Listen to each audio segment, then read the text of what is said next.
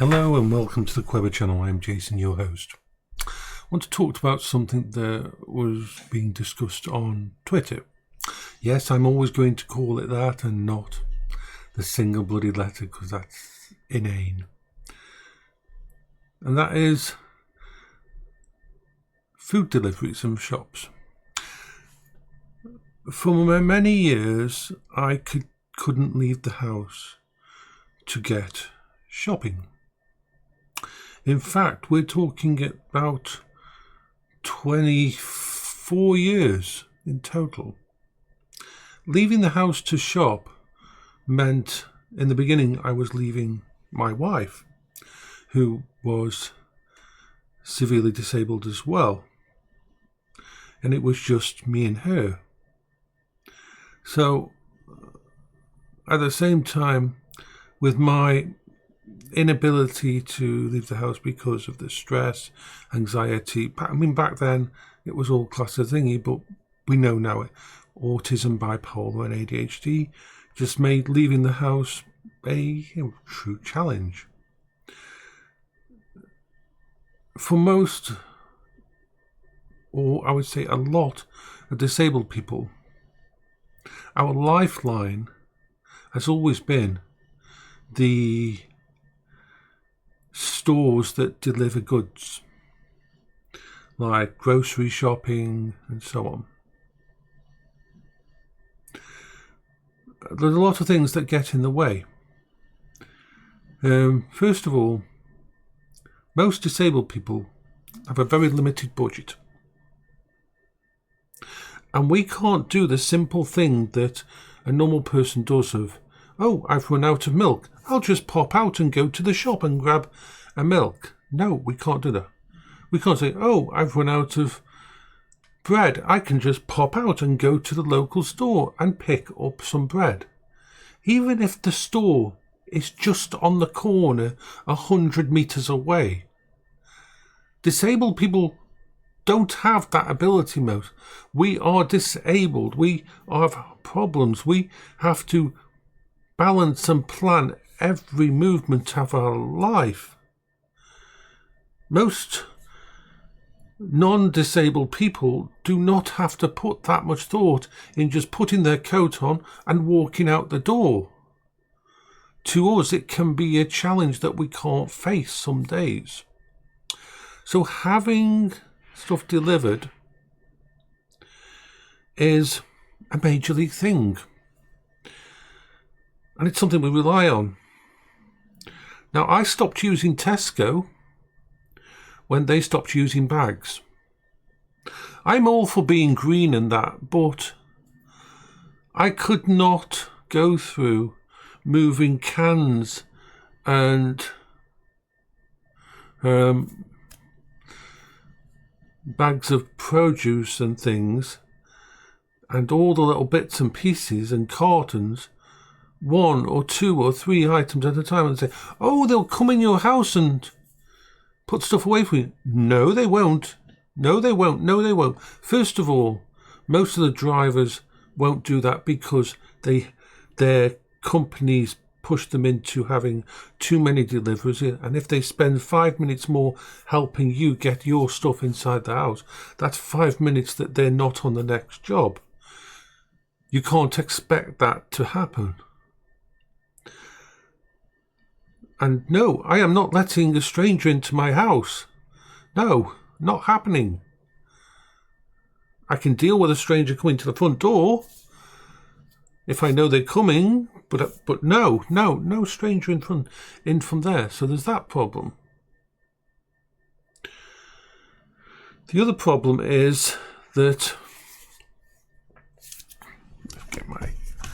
I need something in my hand while I'm talking about this. The other problem is that my brain's gone blank. The other problem is, yay for me. The other problem is that because we have to budget so much, because we're rolling in money, yes, we have to budget our food shops, and we'll plan something like a month-long's worth of food or a 2-week worth of food and that from the local place. If the stuff's out of stock, if there's no replacement, that can hit us hard. It really can hit us hard. If we worked out how many cans of beans we need to survive the month, how many pasta, and those things were out of stock, or even worse, ever since fricking a certain virus, you can only order a certain amount of stuff. And I know supply chains are not amazing, but you used to be able to buy easily 10 bags of pasta. Now you have to buy 3 of one kind of pasta, 3 of another kind of pasta, 3 of another, because they don't have the supply and they limit you. I wish that these companies, I now use Morrison's because they're the only ones that actually still use bags for the stuff and home delivery, as far as I know, and that matters. I'd love to use Tesco. I'd love to use other places, but unless they've got actually bags, I can't have them coming near my house.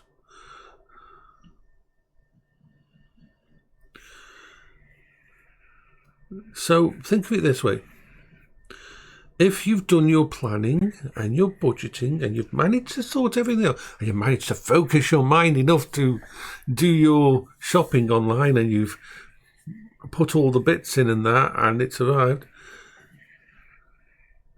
if the stuff isn't there, you're just going to have to go without, because most shops have a minimum £40, £50, £60 for a shop.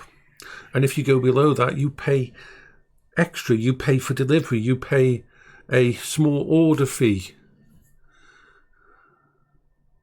These are some of the things that hit a disabled person that able-bodied people don't think about.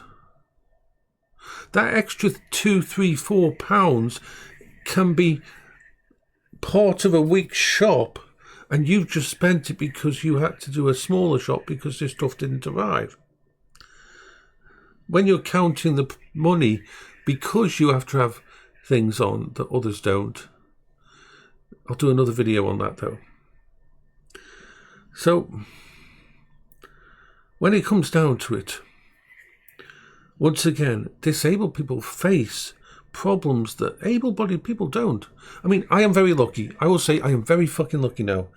With having been able to create the mobile safe space, which is my mobility scooter, I can leave the house. I can go to the shop. I still can't go to the local shops because they're not big enough to have a mobility scooter going around inside. And I can't leave the mobility scooter. But I can go to Tesco. I can actually go to Tesco and pick up a few items. So I am alleviated now, but a lot of people are not.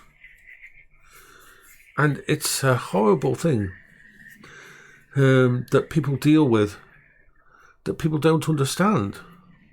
So this is why we get upset. This is why we get frustrated when people think that we've got lots of money. I'm going to do another video after this because I want to start keeping my videos under 10 minutes.